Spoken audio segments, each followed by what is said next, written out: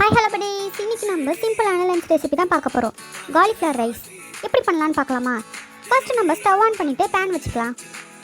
Pan நல்லா heat ஆனதுக்கப்புறம் தேவையான அளவுக்கு ஆயில் ஆட் பண்ணிவிட்டு ஆயில் ஹீட் ஆனதுக்கப்புறம் நம்ம எடுத்து வச்சு காலிஃப்ளவர் ஆட் பண்ணிவிட்டு நல்லா கலர் சேஞ்ச் ஆகிற அளவுக்கு நம்ம ஃப்ரை பண்ணிக்கலாம். இந்த அளவுக்கு ஃப்ரை பண்ணிக்கணும்.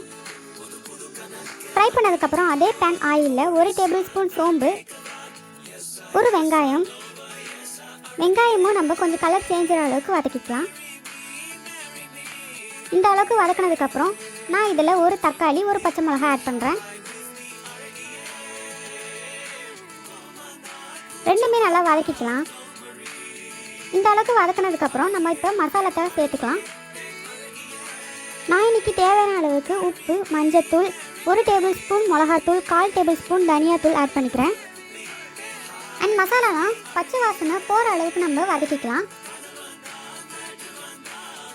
பச்சை வாசனை போனதுக்கப்புறம் நம்ம ஃப்ரை பண்ண காலிஃப்ளவரை ஆட் பண்ணிக்கலாம். ஆட் பண்ணிவிட்டு மசாலாவும் காலிஃப்ளவரும் நல்லா மிக்ஸ் பண்ணி கொஞ்சமாக தண்ணி ஆட் பண்ணிக்கலாம்.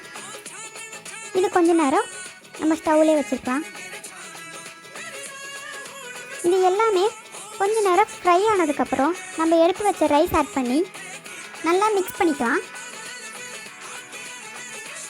அண்ட் லாஸ்ட்டாக நம்ம கொத்தமல்லி கொஞ்சோண்டு தூவி விட்டு இறக்குனா நம்மளோட cauliflower rice ready. Thank you for வாட்சிங்.